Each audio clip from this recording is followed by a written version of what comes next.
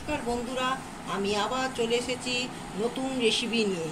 আজকে রান্না রেসিপি চিংড়ি আলু ক্যাপসিকামের ঝাল। বন্ধুরা, প্রথমে আমি চিংড়ি মাছগুলো হলুদ ও লবণ দিয়ে ভেজে নিয়েছি।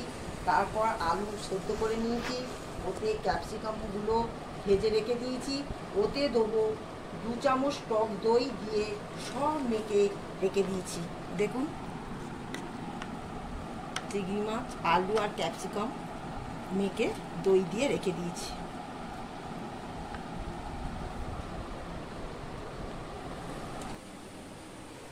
বন্ধুরা, আমি কড়াতে তেল দিয়েছি। এই যে দেখুন, মশলা করে রেখে দিয়েছি। এতে কি কি দিয়েছি বলে দিচ্ছি। পেঁয়াজ কুচি ভেজে রেখেছি, ওতে দিয়েছি টমেটো কুচি, আর তারপর আদা বাটা, জিরে বাটা, রসুন বাটা, সব মশলা মিলে 3 চামচ, হলুদ লঙ্কা গুঁড়ো 1 চামচ, স্বাদ মতো লবণ। আর এই মশলাটা এই কড়াতে দিয়ে দিলাম।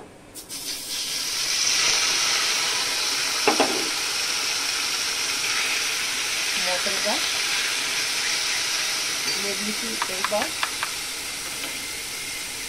চিংড়ি, আলু সব এতে দিয়ে দিলাম। ক্যাপসিকাম, টক দই সব মাখানো ছিল ওর মধ্যে, কড়ার মধ্যে দিয়ে দিলাম। দিয়ে এইটাকে কষতে হবে। চিংড়ি আলু ক্যাপসিকামের ঝাল আমার হয়ে গেছে। ভিডিওটি ভালো লাগলে লাইক, শেয়ার, সাবস্ক্রাইব করবেন। টাটা।